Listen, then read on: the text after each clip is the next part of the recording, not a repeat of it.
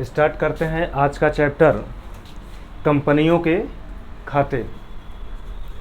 आप सभी लोग अभी तक साझेदारी चैप्टर पढ़े हैं। अब साझेदारी चैप्टर को ख़त्म करने के बाद पढ़ेंगे कंपनियों के खाते, जिसमें आपको 3 पार्ट में पढ़ना होगा। एक होगा अंश, दूसरा होगा ऋणपत्र और तीसरा होगा कंपनियों के वार्षिक खाते। तो सबसे पहले कंपनियों के खाते में जिस चैप्टर को पढ़ेंगे उस चैप्टर का नाम है अंशों का निर्गमन, हरण, पुनर्निर्गमन एवं पुनर्खरीद। तो सबसे पहले हम जानते हैं कि अंशों का निर्गमन का मतलब क्या होता है, फिर हरण का मतलब क्या होता है, फिर पुनः निर्गमन का मतलब क्या होता है और फिर पुनर्खरीद का मतलब क्या होता है। पहले इसके बारे में जान लेते हैं, फिर इस चैप्टर में कंप्लीट क्या पढ़ना होगा वो आपको खुद ही जानकारी हो जाएगा। देखिए, कोई कंपनी हो अगर वो पब्लिक से पैसा लेना चाहती है, जैसे ये कंपनी है और ये कंपनी चाहती है कि हम पब्लिक से भी पैसा लेंगे। ये कंपनी अगर चाह रही है कि वो पब्लिक से भी पैसा ले और अपने बिजनेस को स्टार्ट करे, मतलब कंपनी का ये विचार है कि हमारा जो कैपिटल होगा उस कैपिटल में कुछ कंट्रीब्यूशन पब्लिक भी करे, तो ऐसे केस में वो कंपनी पब्लिक से पैसा अंश दे करके लेती है, अंश देती है। तो पहला प्रश्न यही बनता है कि अंश क्या होता है। तो अंश एक प्रमाण पत्र होता है कंपनी का, जो कि उन लोगों को दिया जाता है जो लोग कंपनी में पैसा लगाते हैं। अगर कोई भी आम जनता किसी कंपनी में पैसा लगाए और कहे कि हमें अंश चाहिए, अंश का मतलब मालिकाना हक चाहिए, तो उस केस में कंपनी उनको अंश दे देती है, जिससे कि उनको उतने ही % का मालिकाना हक मिल जाता है। जैसे कंपनी का 10 लाख रुपया पूंजी है और उस 10 लाख रुपए की पूंजी में, जैसे इस कंपनी की पूंजी 10 लाख है, उसमें इस पर्सन ने 1 लाख रुपया लगा दिया, तो इसका मतलब कंपनी की पूंजी का 10% इस व्यक्ति ने लगा दिया। ये कह सकते हैं नहीं, कंपनी की कुल पूंजी कितनी 10 लाख रुपया और उस 10 लाख में 1 लाख रुपया इस पर्सन ने लगा दिया, मतलब सी ने लगा दिया। तो सी ने अगर 1 लाख रुपया लगाया है तो 10 लाख में 1 लाख रुपया अगर सी का लगा है तो हम पूछे कितना % लगा है, तो आंसर होगा 10%। जिसको नहीं पता है वो जान लीजिए, कुल पूंजी में से जितना पूंजी लगाया है उसको ऊपर रख दीजिएगा, कुल पूंजी को नीचे रख दीजिएगा और 100 से गुणा कर दीजिएगा, तो कितना प्रतिशत पूंजी लगाया ये आपको मालूम हो जाएगा। तो सॉल्व करने पाएगा 10%। इसका मतलब सी ने कंपनी की कुल पूंजी का 10% खुद ही लगाया है, तो इस कंपनी के मालिकाना हक में 10% का हक सी का हो जाएगा। ठीक है। तो कोई भी जनता अगर कंपनी में पैसा दे करके मालिक बनना चाहता है तो उस केस में वो कंपनी का अंश खरीदता है। अब ये कंपनी जब अंश पब्लिक को देती है तो उसी को रिकॉर्ड किया जाता है। मतलब कंपनी अपना अंश जनता को जब देती है तो उसको हम लोग निर्गमन के नाम से जानेंगे। किस नाम से जानेंगे? निर्गमन का मतलब कि कंपनी के द्वारा जनता को अंश दे देना और उस अंश का पैसा जनता से ले लेना, ये कहलाता है निर्गमन। अब बात करते हैं किसका? हरण का। हरण क्या चीज होता है? जैसे कंपनी अपने एक अंश का मूल्य बताती है। अगर कंपनी ने कहा हमारे एक अंश का मूल्य 10 रुपया है, कितना? एक अंश का मूल्य 10 रुपया है, और मान लीजिए सी ने 10 रुपए वाले 20,000 अंश ले लिए। कितने अंश ले लिए? 20,000। तो एक अंश कंपनी का कितने रुपए का था? 10 रुपए का। सी ने कितना अंश खरीद लिया? तो सी को कुल कितना पैसा देना पड़ेगा? तो कुल देना पड़ेगा 20,000 गुणे 10 बराबर 2 लाख रुपया, यही ना। जबकि सी ने दिया कितना था? 1 लाख दिया था। कितना नहीं दे पाया? 1 लाख अभी नहीं दे पाया, 1 लाख नहीं दे पाया। दे कितना पाया है? 1 लाख। और 2 लाख में से 1 लाख दिया तो 1 लाख बचा हुआ है, वो सी को देना चाहिए था, लेकिन सी नहीं दे पाया। तो उस केस में कंपनी सी से वो बचे हुए भी 1 लाख रुपए को मांगेगी। यदि सी उस पैसे को नहीं देते हैं तो कंपनी कहती है कि आप जो पैसा हमको दे चुके हैं उस पैसे को हम अब जब्त कर लेंगे और आपको कंपनी से निकाल देंगे। इसी को बोलते हैं हरण। मतलब जब कोई भी अंशधारी, जब जनता किसी कंपनी का अंश ले लेता है तो उस जनता को अंशधारी के नाम से जाना जाता है। ठीक है। तो जब कोई अंशधारी अपने द्वारा लिए गए अंशों का भुगतान नहीं कर पाता है तो कंपनी उनके अंशों को जब्त कर लेती है, जिसको हम हरण के नाम से जानते हैं। ये बात क्लियर हो गया? पहले स्टेप पे क्या होता है कि कंपनी अपना अंश जनता को देती है, तो जब जनता को देती है तो उसको बोलते हैं निर्गमन। लेकिन जनता उन अंशों का अगर भुगतान ना कर पाए तो कंपनी उन अंशों को जब्त कर लेती, तो उसको क्या बोलते हैं? हरण। अब प्रैक्टिकल भाषा में सोचिए, अगर मैं ये इंक आपको दे दूं तो ये कहलाएगा निर्गमन। अगर इस इंक का पैसा आप नहीं चुका पाएंगे तो इस इंक को हम आपके पास से उठा लाएंगे, तो इसको बोलेंगे हरण। अब अगर ये इंक हम उठा लाएं तो इसको हम रख के कुछ करेंगे तो है नहीं, फिर किसी न किसी दूसरे व्यक्ति को देना चाहेंगे कि नहीं? आपको नहीं देंगे, क्योंकि आप तो पैसा नहीं दे पा रहे थे इसीलिए तो आपके पास उठा लाए। तो फिर हम किसी दूसरे व्यक्ति को देंगे। जब किसी दूसरे व्यक्ति को देंगे तो दोबारा दे रहे हैं कि नहीं दे रहे हैं? बोलिए। पहली बार आपको दिए, आप पैसा नहीं दे पा रहे थे तो आपके पास से उठा लाए। जब पहली बार आपको दिए तो निर्गमन बोला गया। आप पैसा नहीं दे रहे थे, आपके पास से उठा लाए, तो क्या बोला गया? हरण। तो फिर जब इसको दोबारा किसी व्यक्ति को देंगे तो उसको क्या बोलेंगे? पुनः निर्गमन।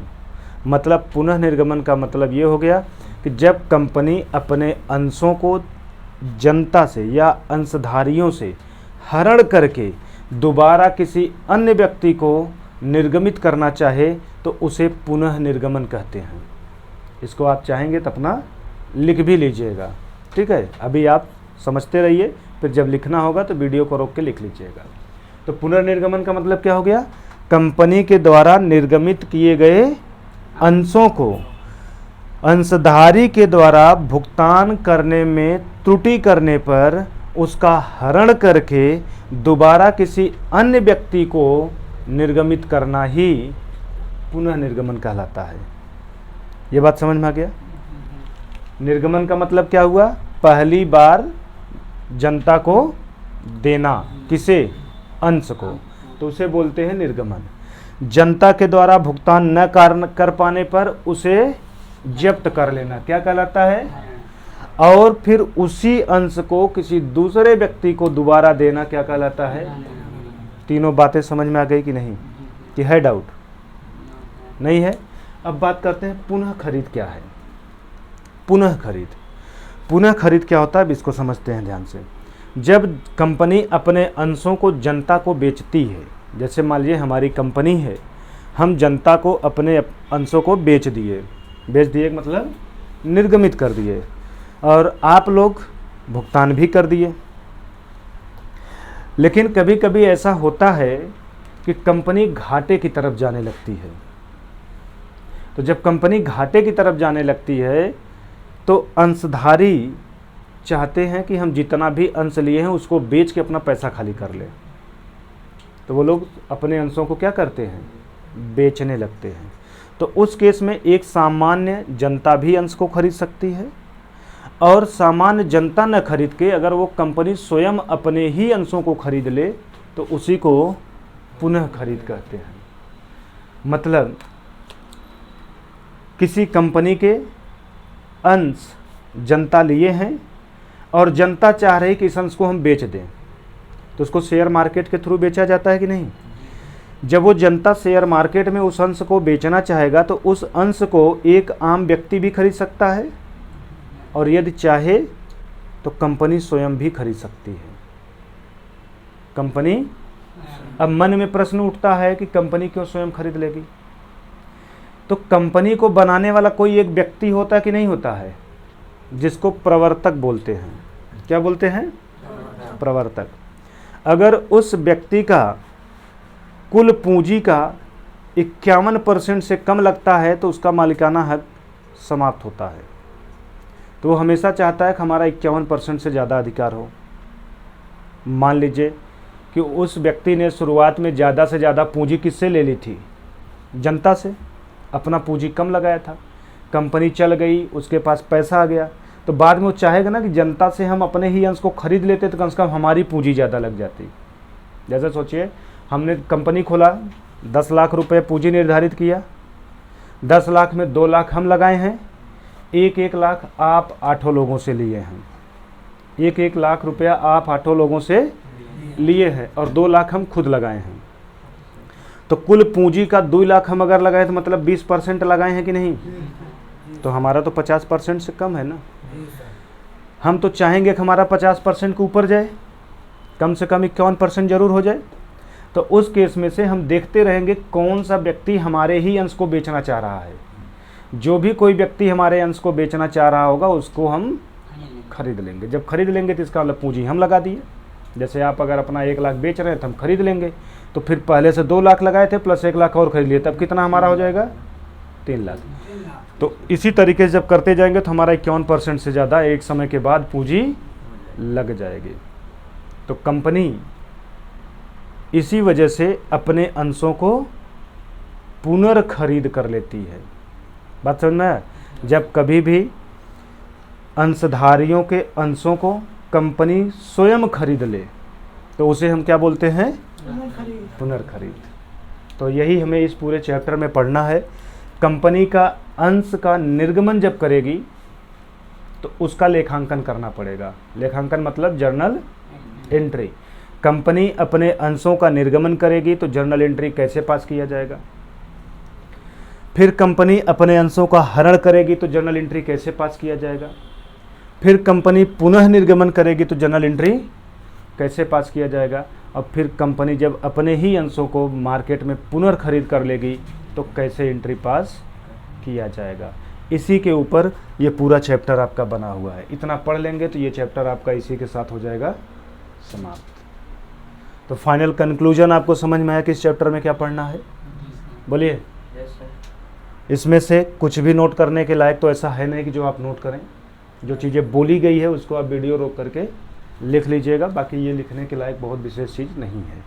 अब हम बात करते हैं कि कंपनी जब अपने अंशों को निर्गमित करती है, क्या करती है? निर्गमित करने का मतलब आसान भाषा में बोलिए, जनता को बेच करके उससे पैसा लेना। जनता को बेच करके उससे पैसा लेना। तो कंपनी का अंश जितने रुपए का होता है वो जब जनता को देती है तो पूरा पैसा एक ही बार में नहीं लेती है, बल्कि कुछ पैसा आवेदन पे लेती है, कुछ पैसा आवंटन पे लेती है और कुछ पैसा याचना पे लेती है। ठीक है। जैसे कंपनी का एक अंश कितने रुपए का था? 10 रुपए का था। तो 10 रुपए में से कंपनी ने कहा कि 3 रुपया हमको आवेदन पे चाहिए, 2 रुपया आवंटन पे चाहिए, 2 रुपया प्रथम याचना पे चाहिए और 3 रुपया द्वितीय एवं अंतिम याचना पे चाहिए। तो इस तरीके से जो उस कंपनी का अंश लेना चाहता है वो ऐसे ही पैसा भुगतान करेगा जैसे कंपनी मांगेगी, और उसी का ही हमें एंट्री भी करना पड़ेगा। ठीक है। तो चलिए इसको मिटा करके पहले हम उसी को लिखते हैं और कैसे एंट्री आप करेंगे कि आपको आसान लगे उसके भी बारे में बात करते हैं। तो पहले हम सीखेंगे अंशों का निर्गमन से संबंधित जर्नल एंट्री।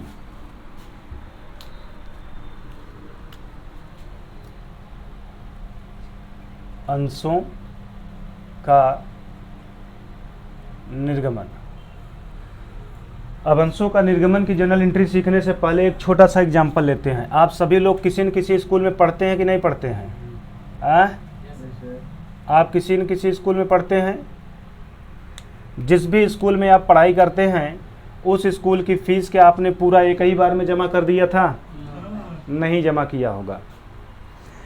जिस स्कूल में आपने अपना नाम लिखवाया है उस स्कूल में सबसे पहले आप एप्लीकेशन दिए होंगे, मतलब आवेदन किए होंगे। एडमिशन फॉर्म बट रहा होगा स्कूल का, आप एडमिशन फॉर्म खरीदे होंगे कि डायरेक्ट जाकर नाम ही लिखा लिए थे? पहले एडमिशन फॉर्म खरीदे होंगे। कुछ स्कूल वाले फ्री में एडमिशन फॉर्म दे देते हैं और कुछ स्कूल वाले एडमिशन फॉर्म की भी फीस लेते हैं कि नहीं? बोलिए। तो अगर एडमिशन फॉर्म की फ़ीस जो भी रखा गया, अगर स्कूल वाले ने कहा एडमिशन फॉर्म हमारा 500 रुपये का है, तो आप 500 रुपये देते हैं तभी तो आपको एडमिशन फॉर्म मिलता है। आप एडमिशन फॉर्म लेते हैं, भरते हैं। स्कूल में जितनी सीट है अगर उससे ज़्यादा उस स्कूल का फॉर्म बिक जाता है तो क्या स्कूल वाला सभी लोगों को एडमिशन दे देगा? नहीं देता है। तब क्या होगा? एंट्रेंस एग्ज़ाम होगा। एंट्रेंस एग्ज़ाम में जो सबसे अच्छे नंबर पाते हैं वहीं से शुरुआत होती है और वहाँ से एडमिशन करते करते करते करते जहाँ जाके सीट भर जाती है वहीं रुक जाता है। मान लीजिए स्कूल में सीट थी 200 और फार्म बिक गए 500, तो स्कूल वाला सिर्फ और सिर्फ एडमिशन कितने लोगों को दे सकता है? 200। तो 500 लोगों का एंट्रेंस एग्ज़ाम कराएगा, उसमें से जो 200 लड़के सबसे अच्छे नंबर पाएंगे उन्हीं 200 लोगों को पहले फ़ोन करके बताएगा, डायरेक्ट एडमिशन ही ले लेगा। पहले फ़ोन करके बताएगा कि जिसको जिसको हमारे स्कूल में नाम लिखाना है वो हमारे यहाँ आके नाम लिखा सकते हैं, तब तो जाके आप एडमिशन कराते हैं। तो पहले स्टेप में आप फार्म खरीदते हैं और उसके बाद एडमिशन लेते हैं। तब क्या करते हैं? एडमिशन लेते हैं। तो एडमिशन लेते समय भी देखिए स्कूल वाले फीस रखते हैं 2000 3000 ऐसे रखते हैं कि नहीं? मान लीजिए 2000 था। जब आपका एडमिशन हो जाता है तब स्कूल वाला आपसे या तो मंथली फीस मांगता है और या तो क्वार्टरली फीस मांगता है। यही मांगता है ना। अगर स्कूल वाला मंथली मांगेगा तो मंथली फीस देते हैं, क्वार्टरली मांगेगा तो फीस मांगते हैं तो आप वो फीस देते हैं। आपकी फ़ीस अगर मान लीजिए 1000 पर मंथ है तो 12 महीने का कितना देंगे? 12,000। तो आपका जा कर के पूरा 12 महीने की फ़ीस इस तरीके से जमा हो जाएगी कि नहीं? अब फिर हम आपसे पूछे कि आपको टोटल पढ़ने में कितना पैसा स्कूल वाले को देना पड़ा, तो कहेंगे इसी को जोड़ दीजिए तो आ जाएगा 12 2 14,500 रुपया। 14,500 रुपया लगा कि नहीं? बोलिए। तो आप अगर क्लास 12th की पढ़ाई पूछा जाए कितने रुपए में कंप्लीट किए तो आंसर देंगे 14,500। अब क्या स्कूल वाले ने 14,500 पूरा पैसा एक ही बार में ले लिया? नहीं लिया, बल्कि थोड़ा थोड़ा करके लिया कि नहीं लिया? सेम इसी प्रकार से जब कंपनी अपने अंशों का निर्गमन करती है तो अंश का मूल्य निर्धारित कर देती है कि अंश कितने रुपए का है। तो अंश का मूल्य कंपनी ने बताया कि 10 रुपए का है। कितने रुपए का? 10। और कंपनी ने कहा हम जो निर्गमित करेंगे, निर्गमित का मतलब बेचना, जो निर्गमित करेंगे वो 10,000 अंश करेंगे। कितना? अब कंपनी कह रहा है कि हम 10 रुपये का एक अंश तो देंगे, लेकिन 10 रुपया एक ही बार में नहीं लेंगे, बल्कि कुछ पैसा आवेदन के समय लेंगे। किस समय? जैसे यहाँ पर एडमिशन फॉर्म बिकता है, ऐसे ही कंपनी जब अपने अंशों का निर्गमन करना चाहती है तो निर्गमन करते समय कंपनी बताती है कि हम अपने इतने अंशों को बेचना चाहते हैं। जो व्यक्ति हमारे अंश को लेने की इच्छा रखता है वो पहले हमारे यहाँ आवेदन करे कि हम कितना अंश लेना चाहते हैं। जैसे कंपनी 10,000 अंश बेचना चाह रही है, अब आप हो सकता है 200 अंश लेना चाह रहे हो, तो आप कंपनी को पहले आवेदन तो करिए कि हम 200 अंश लेना चाहते हैं, तब तो कंपनी आपको 200 अंश देगी। नहीं तो कंपनी को क्या पता कि हमारा अंश कौन खरीदेगा। जब कंपनी को मालूम होगा कि हमारा अंश ये खरीदना चाहते हैं, ये खरीदना चाहते हैं, ये खरीदना चाहते हैं, तभी तो कंपनी उनको अंश देगी। तो कंपनी को ये बात कैसे पता चलेगी कि हमारा अंश कौन कौन खरीदना चाहता है। तो उसके लिए आवेदन जो व्यक्ति करता है कंपनी उन्हीं को अंश देती है। अब आवेदन के समय कंपनी ने कहा कि हम 3 रुपया प्रति अंश लेंगे। 3 रुपया प्रति अंश, एक अंश पे 3 रुपया, आवेदन 3 रुपया हो गया। फिर कंपनी ने कहा कि जब आवेदन हो जाएगा तो उसमें से हम निर्धारित करेंगे कि हम किसको अंश देंगे और किसको अंश। कंपनी जिनको अंश देती है उनसे देते समय फिर पैसा मांगती है। जैसे कंपनी ने कहा कि देते समय हम कितना लेंगे, 2 रुपये, तो उसको बोलते हैं आवंटन। और उस देने के बाद जो बचे हुए पैसा है उसको जब कंपनी मांगती है तो उसी को बोलते हैं याचना। क्या बोलते हैं, याचना। अब याचना में प्रथम याचना भी होती है, द्वितीय याचना भी होती है, तृतीय याचना भी होती है, लेकिन ज़्यादातर प्रथम याचना द्वितीय याचना पे ही ख़त्म हो जाता है। तो द्वितीय जब ख़त्म हो जाएगा तो उसको बोलेंगे द्वितीय एवं अंतिम याचना।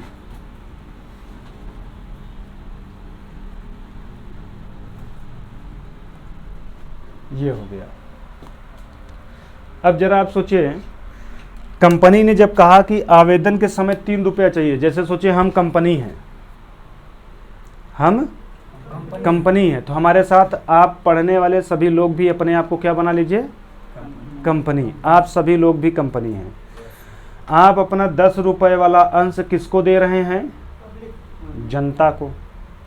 और जनता से कह रहे हैं कि जो जितना अंश लेना चाहता है वो उतने अंशों के लिए आवेदन करे। और आवेदन के समय 3 रुपया हमें चाहिए हर एक अंश का।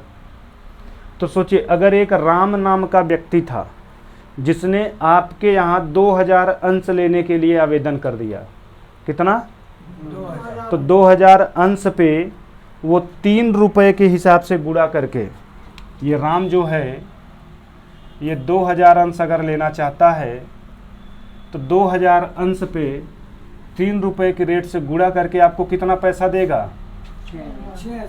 तो ये 6000 रुपये आपको प्राप्त होगा कि नहीं होगा, हैं? तो इसको आप प्राप्त करेंगे तो कहीं न कहीं लिखेंगे कि नहीं लिखेंगे, तो इसको करेंगे रिकॉर्ड। इसको क्या करेंगे, रिकॉर्ड। तो इसकी जर्नल एंट्री पास करेंगे, फिर ऐसे ही इसका, फिर इसका, फिर। तो इन सभी की जर्नल एंट्री आपको कैसे पास करना है उसी के बारे में अब हम लोग पढ़ेंगे।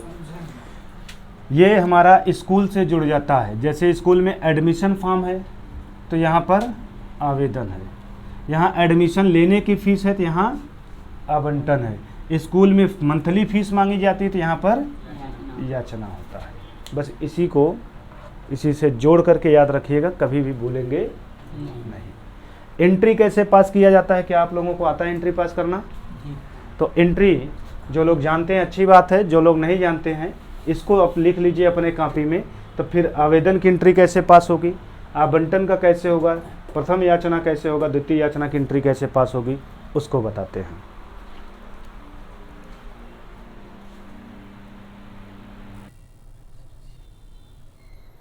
चलिए, इसको आप लोगों ने नोट कर लिया है। जर्नल एंट्री की बात कर रहे थे कि इससे रिलेटेड जर्नल एंट्री को हम अब लोग देखते हैं। तो इससे रिलेटेड जो जर्नल एंट्री पास है उसको नेक्स्ट वाले वीडियो में पास करेंगे। इस वीडियो को यहीं पर ख़त्म करते हैं क्योंकि वीडियो काफ़ी लेंदी होता चला जा रहा है। तो चलिए, आप लोगों को इससे रिलेटेड जो भी एंट्री है वो नेक्स्ट वीडियो में पास करके दिखाते हैं कैसे एंट्री पास किया जाएगा। धन्यवाद।